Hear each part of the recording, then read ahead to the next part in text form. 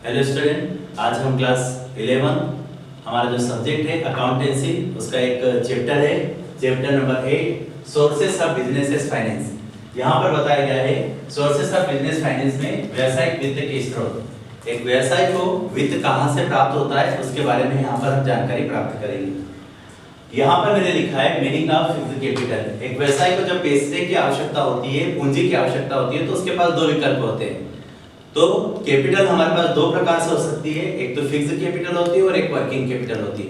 इनके द्वारा हमारे बिजनेस में पैसा आता है, इनका अलग अलग कामों में यूज होता है। फिक्स्ड कैपिटल का अलग काम में यूज होता है और वर्किंग कैपिटल का अलग अलग कामों में यूज होता है। तो हर इंस्टीट्यूशंस को इसको ध्यान देना पड़ता है कि कितनी मात्रा में रखना होगा, कम रखना है फिक्स्ड कैपिटल या ज्यादा रखना है या वर्किंग कैपिटल ज्यादा रखना है, तो इस बात का उन्हें ध्यान रखना होता है। तो सबसे पहले हम यहाँ फिक्स्ड कैपिटल का मीनिंग देखेंगे।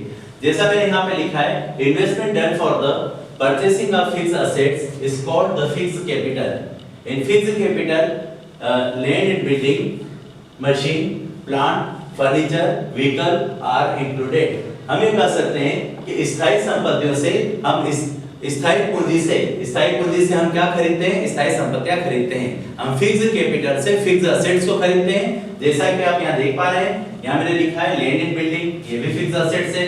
Machine, plant, furniture, vehicles are included, ये सब इसके अंतर्गत शामिल होते हैं। ये व्यापार में एक बार लगा देने के बाद इन्हें निकाला नहीं जाता है, इन्हें बड़े सोच विचार करके लगाया जाता है, क्योंकि ये व्यापार में हमारे लंबे समय तक रहते हैं। तो इन्हें व्यापार में हमें लगाना बहुत ही आवश्यक होती है।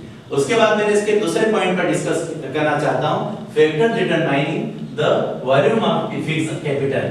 हमें यहाँ पर ये देखना होगा कि हमारे इंस्टीट्यूशंस में फिक्स्ड कैपिटल की मात्रा कितनी होनी चाहिए, ये है ना, ज्यादा होनी चाहिए या कम होनी चाहिए। तो उसके लिए हमारे पास कुछ फैक्टर्स हैं, कुछ तत्व हैं, कुछ घटक हैं, उनकी हम चर्चा करेंगे।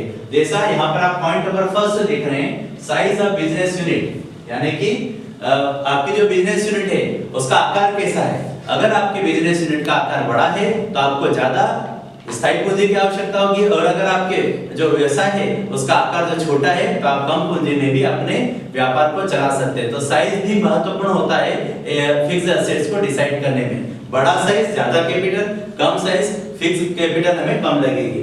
तो ये हो गया नंबर 1 पॉइंट हो गया हमारा size of business unit. Second की हम बात करें अल्टरनेटिव टेक्निक।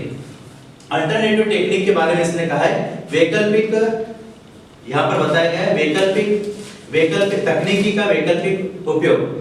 आपको पता है जहां जिस इंस्टीट्यूशंस में लेबर ज्यादा काम करती है तो वहां पर वर्किंग कैपिटल होना बहुत जरूरी होता है, क्योंकि श्रमिकों को हमको लेबर देना होती है, तो वहां पर वर्किंग कैपिटल ज्यादा होती है। और जहां पर मशीनें ज्यादा होती है ना, तो वहां पर हम फिक्स्ड असेट्स ज्यादा रखते हैं। तो ये जो मैंने पॉइंट लिखा है अल्टरनेटिव टेक्निक्स, तो आपको यहाँ पर देखना होगा कि आपके इंस्टीट्यूशंस में मशीनें ज्यादा है या लेबर ज्यादा है।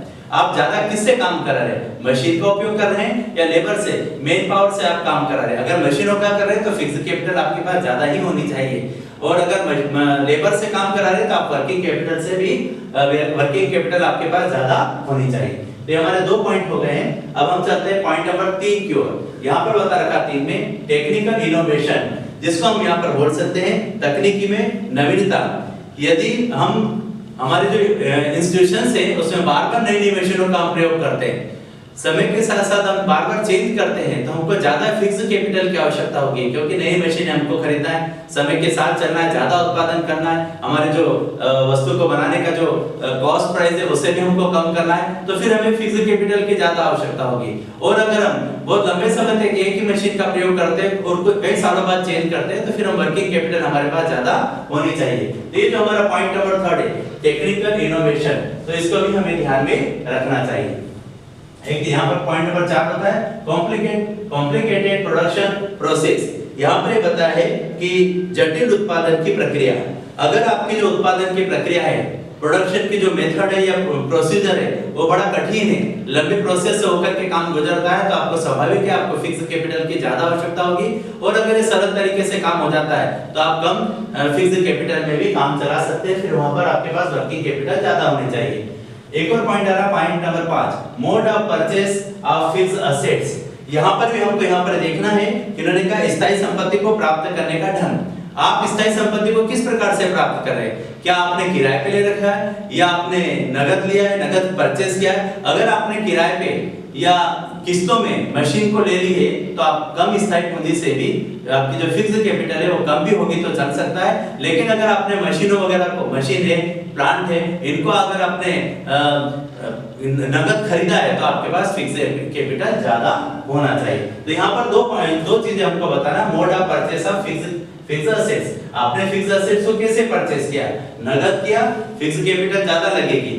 लीज पे ले ली, उधार ले ली, किस्तों पे ले ली, या फिर किसी से हमने उधार मांग ली, तो फिर हम वर्किंग कैपिटल ज्यादा से भी काम चला सकते हैं। यहाँ पर हम बात करेंगे, अगला पॉइंट आ रहा है importance of fixed capital. Fixed capital का इंपॉर्टेंट क्या है, इंपॉर्टेंस क्या है, महत्व क्या है? तो fixed capital investment make the expansion of business. अगर हमारे व्यापार में फिक्स्ड कैपिटल ज्यादा होगा तो स्वाभाविक है कि हम अपने व्यापार का विस्तार अधिक से अधिक कर सकते हैं। तो अधिक विस्तार करने के लिए भी फिक्स्ड कैपिटल हमारे पास में होना बहुत ही आवश्यक है, जरूरी होता है।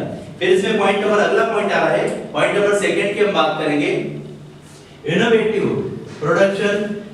Innovative production is applied fixed capital. अगर हमारे पास फिक्स्ड कैपिटल होगी तो हम उससे निवेश करने के लिए जो उत्पादन की जो तकनीक है उसको लागू कर सकते हैं, नई नई तकनीक से हम काम कर सकते हैं। और एक पॉइंट ये भी हम बता सकते हैं कि अगर हमारे पास फिक्स्ड कैपिटल नहीं है तो हमारे उत्पादन की नवीन तकनीक हम लागू नहीं कर सकते। इसलिए अगर नवीन तकनीक लागू करना है तो हमारे पास फिक्स्ड कैपिटल होना चाहिए। थर्ड की बात करते हैं, fixed capital increase the goodwill of business. अगर आपके पास फिक्स्ड कैपिटल पर्याप्त मात्रा में है तो आपके व्यापार की गुडविल बढ़ती है, आपके बिजनेस की ख्याति बढ़ती है और इससे आपको ज्यादा लाभ प्राप्त होता है। तो ये कुछ फैक्टर्स दे रखे हैं जिससे हमारे पास फिक्स्ड कैपिटल ज्यादा होना चाहिए या नहीं होना चाहिए, उसके बारे में ऊपर देखा था हमने। फिर हमने इंपॉर्टेंस देखा कि अगर हमारे पास पर्याप्त मात्रा में फिक्स्ड कैपिटल है तो उसका हमारे पर क्या प्रभाव पड़ेगा। फिर इसके बाद हम बात करते हैं सोर्सेस ऑफ फिक्स्ड कैपिटल। ये जो फिक्स्ड कैपिटल की हम बात कर रहे हैं इसके सोर्सेस क्या है, आप कहां से प्राप्त करोगे इसे? क्योंकि एक व्यक्ति जो है जब कंपनी बनाई जाती है तो सारा पैसा एक व्यक्ति या एक कंपनी के डायरेक्टर्स ज्यादा पैसा इन्वेस्ट नहीं कर पाते, तो ये क्या करते हैं कि कुछ ऐसे सोर्स बनाते हैं जिससे कि वो पैसे को प्राप्त कर सके। तो हम उसी सोर्सेस की बात कर रहे हैं, सोर्सेस ऑफ फिक्स्ड कैपिटल, जिसमें हम पॉइंट नंबर 1 को देख रहे हैं, issuing of equity and preferential share. यहाँ पर जब हमको पैसे की जरूरत होती है फिक्स्ड कैपिटल के लिए तो हम क्या करते हैं, हमारी कंपनी के शेयर्स और ऋण पत्र डिबेंचर्स ये हम क्या करते हैं, इश्यू करते हैं। शेयर्स जो है लोग खरीदते हैं और हमें पैसा देते हैं, इस प्रकार से हमारे पास पैसा आता है और वो पैसा हमारे पास लंबे समय तक रहता है, इसलिए वो फिक्स्ड कैपिटल का रूप धारण कर लेता है। इसी प्रकार से डिबेंचर के रूप में भी लोग पैसा इन्वेस्ट करते हैं हमारी कंपनी में और हम उनको ब्याज समेत वापस से लौटाते हैं। तो एक पॉइंट हमारा ये issuing of equity and preference share. Point number second की बात करें, इश्यूइंग ऑफ डिबेंचर, तो ये दो मैंने एक साथ बता रहे थे कि हम या तो शेयर्स को इश्यू कर सकते हैं या डिबेंचर को दे सकते हैं और इससे हम लोगों से पैसा प्राप्त कर सकते हैं। पॉइंट नंबर थर्ड बता रखा है, प्लगिंग बैक अ प्रॉफिट, लाभों का पुनर्विनियोग। हमने कहीं पर पैसा लगाया था और उस पैसे पर हमको ब्याज मिला, लाभ प्राप्त हुआ, तो उस लाभ को हमने यूज नहीं किया, हमने क्या कर दिया, वापस से कहीं पर और इन्वेस्ट कर दिया, तो इससे भी हमारी पूंजी क्या होती है, बढ़ती है, तो इससे भी हमारी फिक्स्ड कैपिटल बढ़ेगी। तो ये भी सोर्सेस ऑफ फिक्स्ड कैपिटल का एक पॉइंट हो गया है। और चौथा पॉइंट आ रहा है पब्लिक डिपॉजिट। जनता जो है वो अपना पैसा बैंक के बजाय जब किसी कंपनी में रखती है तो उससे भी एक कंपनी को फिक्स्ड कैपिटल की प्राप्ति होती है। अब जो पब्लिक होती है वो बैंक में पैसा न रख करके कंपनी में क्यों रख रही है, क्योंकि कंपनी जो है वो बैंक की अपेक्षा ज्यादा ब्याज देती है, इसलिए लोग ज्यादा ब्याज के कारण यहाँ पर पैसा जमा करते हैं और इस प्रकार से हमारे इंस्टीट्यूशंस में या हमारे कल कारखानों में फिक्स्ड कैपिटल की मात्रा बढ़ा हम इस प्रकार से बढ़ा सकते हैं। एक और हमारा पॉइंट आ रहा है मीनिंग ऑफ वर्किंग कैपिटल। जैसा मैंने बताया था कैपिटल दो प्रकार की होती है, तो यहाँ पर एक फिक्स्ड कैपिटल है, दूसरा वर्किंग कैपिटल है। और अगर हम बात करें वर्किंग कैपिटल की तो working capital is that capital one which is needed to run of the business efficiency। अगर हमारे पास ये जो कार्यशील पूंजी पर्याप्त मात्रा में होगी तो हमारा व्यापार जो है कुशलतापूर्वक आगे चलता रहेगा। अब हमको ये देखना होगा इसका यूज क्या है। तो by working capital the daily needs of businesses are fulfilled such as buying raw material, salary and labor rent etcetera. अगर हमारे पास में पर्याप्त मात्रा में रॉ वर्किंग कैपिटल होगी तो हम पर्याप्त मात्रा में रॉ मटेरियल कच्चा माल खरीद सकते हैं, लोगों को सैलरी दे सकते हैं जो हमारे यहाँ काम कर रहे हैं, और लेबर को हम उनका भी श्रमिकों को श्रमिक दे सकते हैं, उनकी भी मजदूरी दे सकते हैं, वेजेस दे सकते हैं, और रेंट आदि का भुगतान हम कर सकते हैं। तो ये तो मैंने तुमको यहाँ पर वर्किंग कैपिटल्स के बारे में बताया। अभी और कुछ और पॉइंट है जिसकी भी हम चर्चा कर देता हूँ। अब इसके भी फिक्स वर्किंग कैपिटल के भी कुछ पॉइंट आ रहे हैं, जैसे साइज ऑफ बिजनेस। अगर हमारा इंटरप्राइजेस का साइज जो है वो बड़ा है तो हमको ज्यादा वर्किंग कैपिटल की आवश्यकता होगी, और अगर साइज छोटा है तो हम कम वर्किंग कैपिटल से भी काम चला सकते हैं। टाइम रिक्वायर्ड इन प्रोडक्शन, अगर हमारे फैक्ट्री में वस्तु को बनाने में ज्यादा समय लगता है तो फिर हमें वर्किंग कैपिटल की ज्यादा आवश्यकता होगी।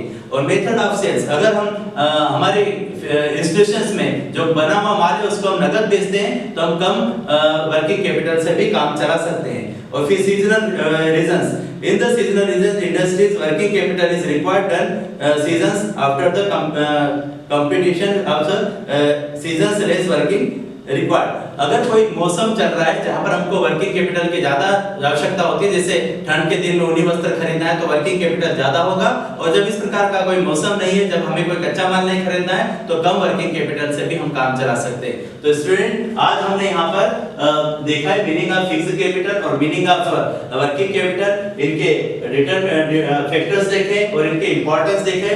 ये बहुत ही महत्वपूर्ण चीज है, आपको इनकी तैयारी अच्छे से करना है, और ये परीक्षा में पूछे जाने योग्य है, इसलिए आप इसको अच्छे से फिर किताब में देखेंगे। ये वीडियो हमारा यहीं पर समाप्त होता है।